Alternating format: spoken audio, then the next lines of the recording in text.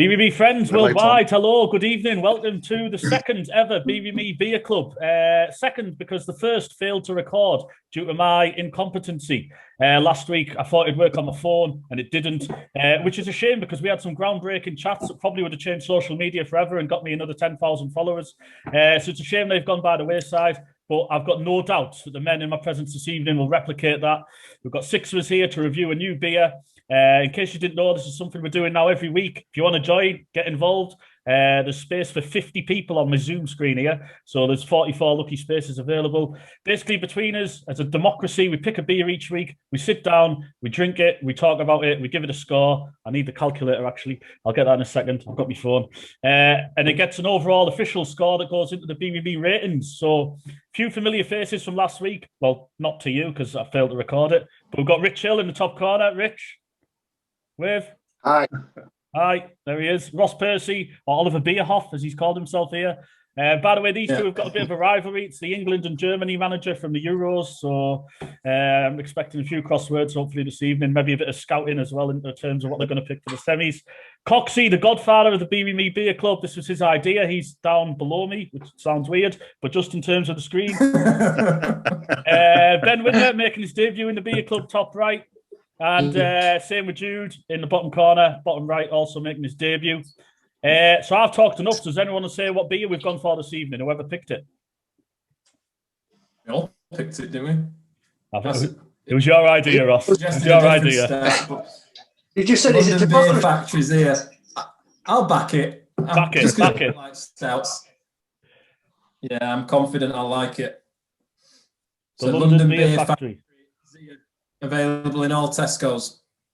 Yeah, here we go. 6 men, 6 cans. £3.50 a can, I think. £3.50. £3.50 for me. Has anyone drank anything else from London Beer Factory before? No, I've never heard of it, actually.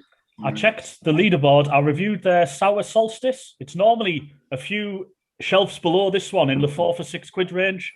It got a 7.1. I can't remember drinking it, but it must have just been not too tart and not too offensive for me to give it that score. So it must have been reasonable. But that's it. No one else, nothing from these guys. Where are they based, this company? I'm not sure, mate. South East London. What's South East London? He's still playing the obvious game. 14 years after I met him, he's still playing the obvious game. Yeah. Looks like they sold it in Manly as well. No. It's intriguing reading the can. First of all, for the viewers, 9.2%, dangerous. It's a tiramisu pastry stout. Now, did I say stout properly? Stout. There's a good chance I won't like this. I'm fearing it's going to taste of coffee, but I do like pastry. I don't eat tiramisu because it isn't tiramisu just a coffee dessert. Yeah, very much. You like it? Coffee-based Italian dessert. I've never tried it because I'm scared of it. It's lovely, is it? Great dessert. It's a top dessert. It's my go-to. Italian restaurant, you get a tiramisu to finish, don't you? I'd go sticky toffee pudding, but the Italians probably aren't serving that. The all famous Italians. Or a shot of limoncello. That would be a good one. Yeah, that don't go bad. What's this saying here? Malt, Golden Promise. Ross, you're the expert. Any idea what this means? Golden Promise, malt, and dark crystal. I've heard dark crystal before and roast barley. They're just different types of dark malt, I imagine. So you have different types of malts that go into different beers. So red maltings, light maltings. That's where wheat beers are generally white maltings. So just different barleys. The darker, that's where you get the burny, bitter coffee taste from.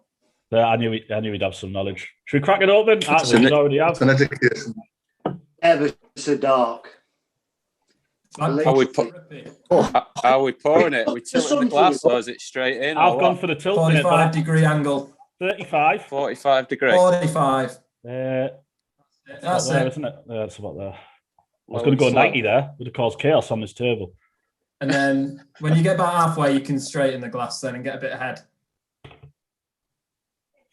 I'm smelling coffee already, I'll be honest. Yeah. There you go. Winters is looking good. He's getting a bit strong smell of coffee. It smells a bit like an Irish coffee. Irish coffee. It's hard. Whenever I review a stout, there's not much you can say about the visuals, is there? It's dark.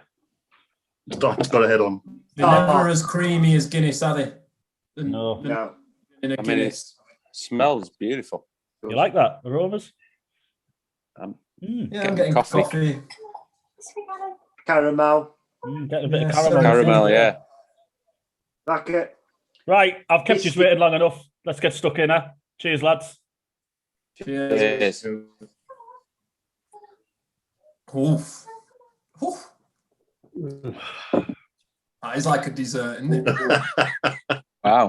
Nice, that Michael. is literally a tiramisu. Uh-huh. It's a liquid tiramisu. It's sweeter than expected. Yeah, definitely. Sweet on the palate. Good hit.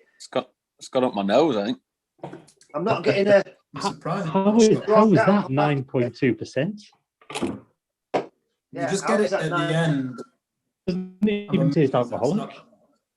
Dangerous, it does isn't it? The only thing is, I'd say it's dangerous, but you couldn't drink more than a few of these, could you? Because it's so heavy and sweet and sweet. almost sickly. Claggy. Yeah. You could pour it on your pancakes, couldn't you? It's a bit like a tia Maria. Aye. Put in your pie, Michael. Yeah, it'd go well in a pie, wouldn't it? Yeah. I wouldn't have a bit of salt in it, mind you.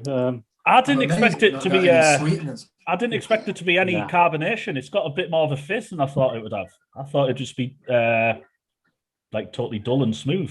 Not in a bad way, but it's got a bit of a fizz, hasn't it? I'm not sure. I'll have to fizz. I think it'd be better without the fizz, if I'm honest.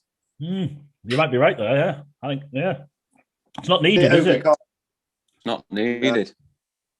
Just looking at the ingredients, lactose. So that'll be what's making it a bit sweeter. Yeah. There's water, barley, oats, hops, lactose, yeast.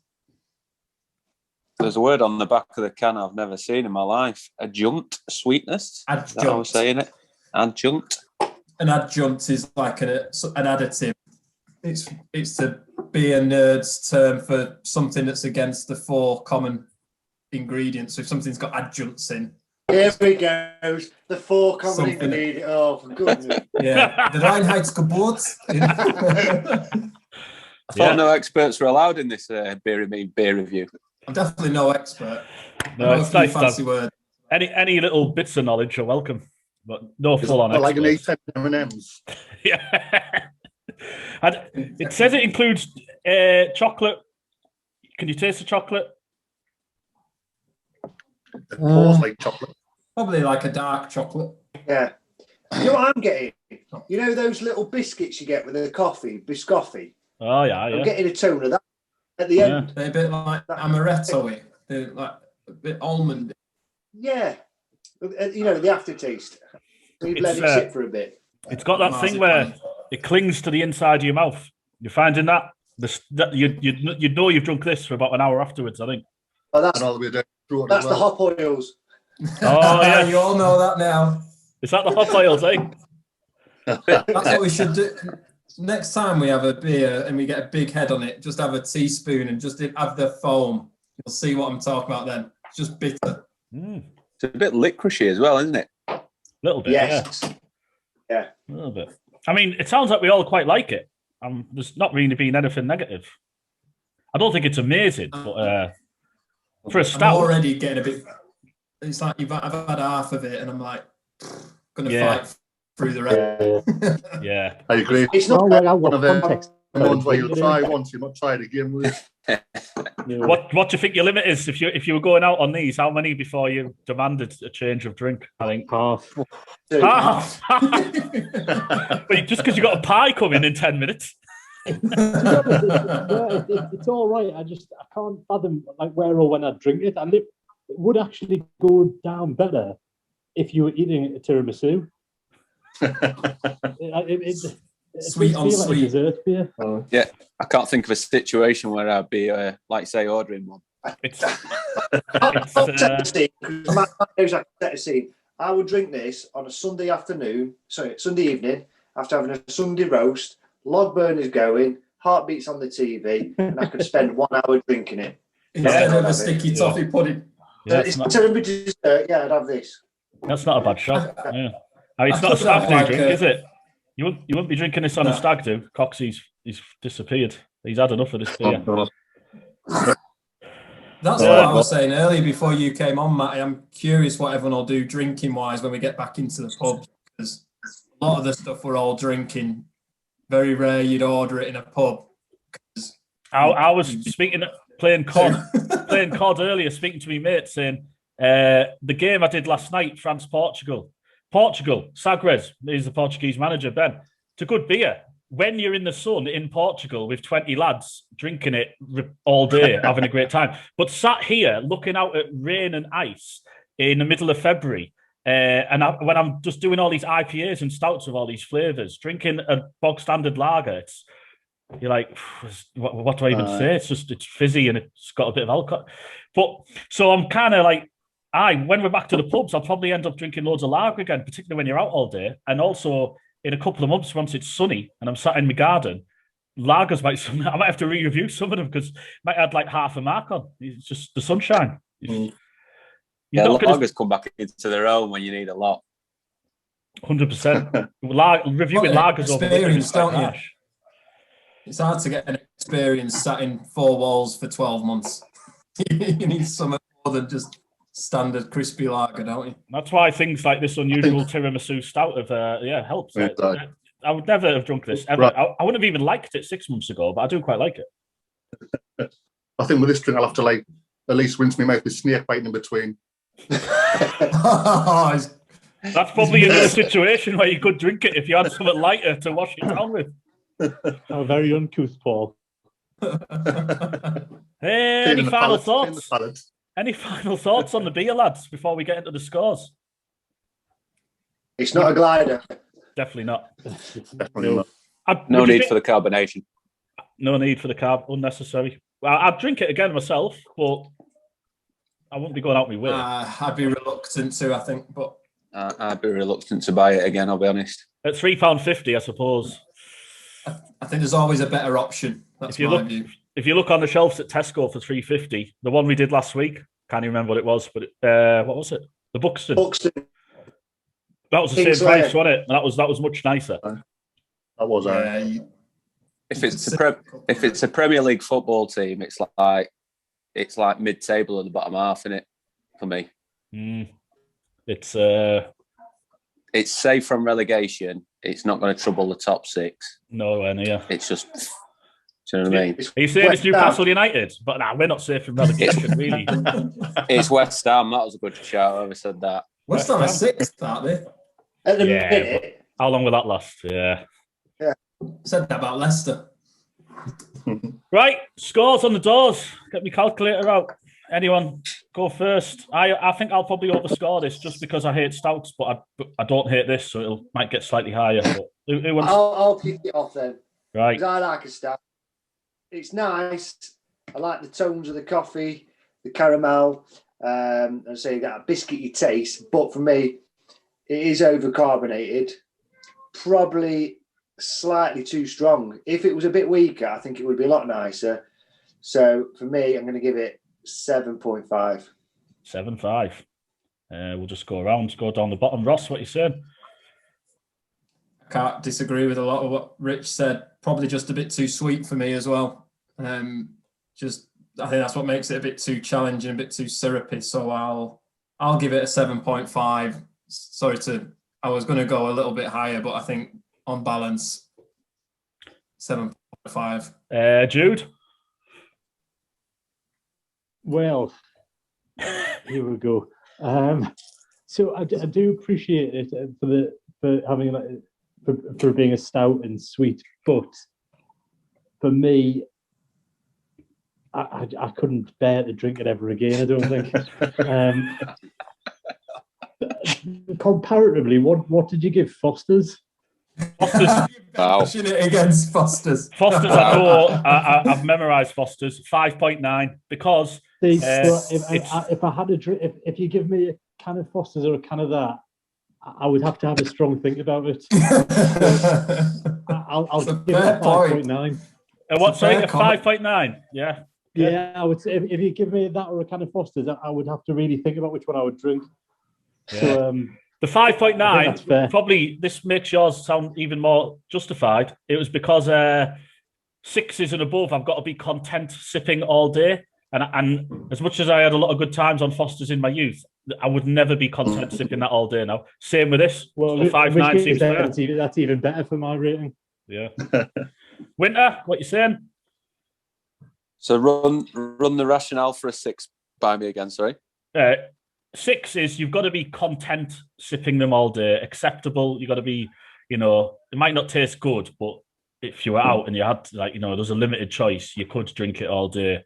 7's obviously a bit better, more acceptable, something nice about them, almost enjoyable. Well, definitely enjoyable. 8's are very enjoyable, really highlights. Never had anything in the 9s yet. Yeah, I don't think you need to know about that. Echo Rich's words, really. Overcarbonated, bit too sweet, almost a little bit sickly. I was originally thinking 7.1. Now I'm thinking 6.9, so I'll go in the middle, 7. Bang, 7. Coxie? I think from me, my scoring's a bit like yours, Matt. My levels are, I've tried it, thanks very much, I wouldn't try it again. I'll try it, I would go away to buy it, and yes, I'll drink it all the time. With this one, I'll give it a 7, just because the taste, like it says in the tin, tiramisu, and the taste strong, and that's about it. I wouldn't buy it again. So bang 7 again. So just mine to go. I just checked, and I think I preferred Theakston's Old Peculiar to this, which I think is still one of my favourite darker ales that I've drunk, and it cost £1. I got it in Lidl, and this was £3.50. So whilst this has the strength going for it, it would be harder to drink. I don't think I could have more than 2 cans of this. The Theakston's, I give a 7.6. I think this is well below that. I'll give it a 7.2 just because it's a drink that I have enjoyed. It's a dark ale, stout, whatever.